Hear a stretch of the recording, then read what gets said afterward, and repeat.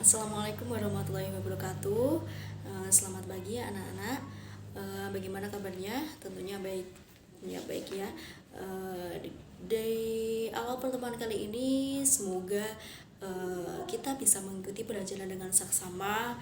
Jadi kita bisa fokus pada pembelajaran Quran hadis kali ini. Nah, pada tema yang pertama yaitu membahas mengenai Al-Quran adalah wahyu Allah.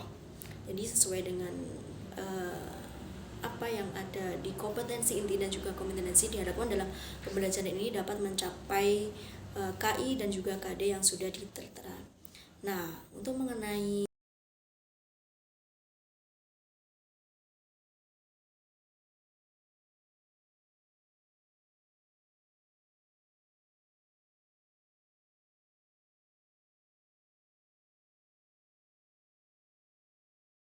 dan pembelajaran setelah mengamati, mengeksplorasi, mengasosiasi dan juga mengkomunikasikan peserta didik dapat menjelaskan pengertian Al-Quran menurut para ulama, menjelaskan nama-nama Al-Quran, dan juga yang ketiga menunjukkan perilaku orang yang berpegang teguh kepada Al-Quran. Jadi itu merupakan tujuan dari pembelajaran Al-Quran dengan tema Al-Quran adalah wahyu Allah, maka diharapkan dapat mencapai tujuan tersebut. Nah, kemudian langsung saja kita di sini kami memakai buku pegangan, buku LKS. Jadi teman-teman siswa dapat membuka LKS-nya sehingga kita dapat bertukar pendapat, bertukar kreasi ya. Jadi kalian bisa membuka LKS-nya, kalian bisa menyimak. Jika ada salah kekurangannya nanti bisa dibetulkan secara bersama-sama. Selain itu, kalian juga bisa menyimak PPT yang sudah saya paparkan. Jadi kita memakai media PPT dan juga media LKS. Para ulama ahli Al-Quran memiliki beberapa definisi dan pemahaman tentang Al-Quran, baik dari segi etimologi maupun terminologi. Beberapa pendapat tentang nama Al-Quran secara bahasaan antara lain adalah A. Menurut Al-Yani, Quran adalah bentuk kata benda atau inti masdar dari kata kerja qara'a yang artinya membaca. Dari kata ini, Al-Quran bisa diartikan sebagai bacaan atau sesuatu yang dibaca. Kemudian yang kedua, menurut Al-Asy'ari, kata Al-Quran berasal dari lafadz korona, artinya menggabungkan sesuatu dengan yang lain. Yang C, menurut Al-Fara, asal kata Al-Quran adalah lafadz yang merupakan bentuk jamak dari kata qarainun yang berarti petunjuk atau indikator. Dan juga menurut Az-Zujaj, kata Al-Quran berasal dari kata Al-Qur'a yang mengikuti susunan pewazan fa'lanun, artinya yang al-jam'u, artinya kumpulan. Terus kemudian menurut Asy-Syafi'i, Imam Syafi'i berpendapat bahwa kata Al-Quran adalah isim alam atau nama asli Al-Quran. Menurut Imam Syafi'i tidak berasal dari kata apapun. Al-Quran memang sejak awal digunakan sebagai nama kitab suci yang diturunkan Allah SWT kepada Nabi Muhammad, dan itu merupakan beberapa pendapat mengenai pengertian dari Al-Quran. Kalian bisa menyimak di buku itu, kan ada beberapa pengertian menurut beberapa pendapat. Nah, bahwa pendapat Al-Yani adalah pendapat yang paling tepat. Memang pendapat Al-Yani adalah pendapat yang paling masyhur. Sedangkan perbedaan pendapat tentang definisi Al-Quran disebabkan adanya perbedaan sudut pandang dan perbedaan dalam menyebutkan unsur-unsur sifat-sifat atau aspek-aspek yang terkandung di dalam Al-Quran. Perbedaan-perbedaan ini muncul karena kandungan Al-Quran yang sangat luas dan komprehensif.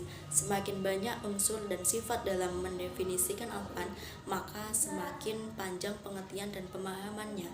Beberapa pendapat ulama mengenai definisi Al-Quran secara terminologi diantaranya adalah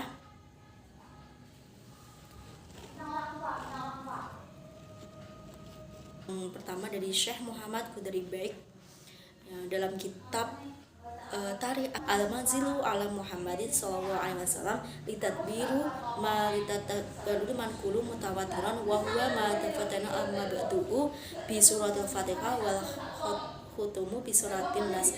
Artinya, Al-Quran ialah lafadz atau firman Allah yang berbahasa Arab yang diturunkan kepada Nabi Muhammad SAW untuk dipahami isinya dan selalu ingat yang disampaikan dengan cara mutawatir yang ditulis dalam mushaf yang dimulai dengan surat Al-Fatihah dan diakhiri dengan surat An-Nas. Itu merupakan pendapat dari Syekh Muhammad Hudari. Kemudian yang kedua dari Subhi Saleh. Subhi Saleh mendefinisikan Al-Quran sebagai berikut. Al-Qur'anu huwa al-kitabu al-ma'juzu al-manzilu ala Muhammad SAW al-maktubu al-muswaqifu al-manqulu bitawaturi al-muta'abbadu bitilawatihi, yang artinya Al-Quran adalah kitab Allah yang mengandung mukjizat yang diturunkan kepada Nabi Muhammad SAW yang ditulis dalam mushaf yang disampaikan secara mutawatir dan bernilai ibadah membacanya. Yang ketiga yaitu dari Muhammad Abduh. Kitab Al-Quran adalah baca yang terus dalam mushaf yang terpelihara di dalam dada atau hati orang-orang yang menjaganya dengan menghafalnya, yakni orang-orang Islam. Dari ketiga pendapat di atas, maka dapat disebutkan beberapa unsur dalam pengertian Al-Quran sebagai berikut. Al-Quran adalah firman atau kalam Allah.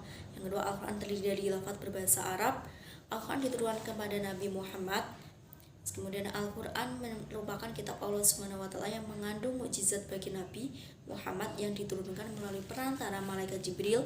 Al-Quran disampaikan dengan cara mutawatir atau berkesinambungan. Al-Quran merupakan bacaan mulia dan membacanya merupakan ibadah. Al-Quran ditulis dalam mushaf yang diawali dengan surat Al-Fatihah dan diakhiri dengan surat An-Nas. Kemudian Al-Quran senantiasa terjaga atau lebar kemudiannya dengan adanya sebagian orang Islam yang menjaganya dengan menghafal Al-Quran. Beberapa definisi nama-nama Al-Quran itu diharapkan dari peserta didik itu dapat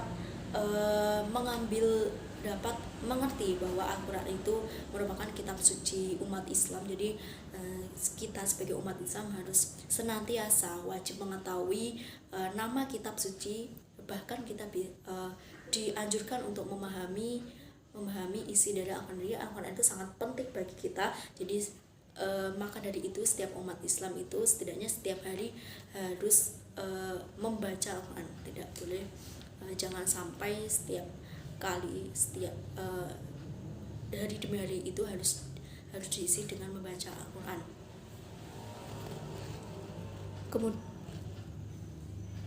Kemudian setelah mengetahui itu, bagaimana sih perilaku orang-orang yang mengamalkan kitab suci Al-Quran itu? Ini menganalisis perilaku orang-orang yang memahami Al-Quran. Sebagai kitab tuntunan hidup bagi setiap umat Islam, hendaknya setiap muslim dapat menjalani kehidupan menurut tuntunan Al-Quran, yakni dengan menerapkan budi pekerti dan etika yang dilandasi keimanan kepada Allah SWT. Umat Islam diwajibkan untuk menjalani kehidupan sesuai tuntunan Al-Quran, baik dalam kesendiriannya maupun di tengah-tengah pergaulan bermasyarakat, baik masyarakat yang homogen maupun heterogen, berpikir, bersikap, dan bertindak menurut tuntunan Al-Quran. Setelah memahami dan mendalami materi sekarang, terima kasih pada teman-teman atas partisipasinya. Semoga dari pemaparan apa yang saya jelaskan tadi itu dapat memberikan manfaat dan juga mendapatkan himmah kepada kalian sehingga kalian dapat menerapkan Al-Quran pada kehidupan sehari-hari. Jadi setiap hari demi hari jangan lupa untuk membaca Al-Quran. Bukan sekedar membaca tapi juga memahami isi dari kitab Al-Quran. Setelah dijelaskan, silakan kalian membuat kelompok berdiskusi, kemudian mencari referensi, kemudian nanti bisa setelah berdiskusi kalian perwakilan kelompok untuk mempresentasikan hasil diskusi. Dan juga tersebut di situ ada uji kompetensi kalian kerjakan hari ini. Jika tidak menutup kemungkinan waktunya bisa dibuat pekerjaan rumah. Silakan membuat kelompok. Sekian dari saya, semoga bermanfaat. Wassalamualaikum warahmatullahi wabarakatuh.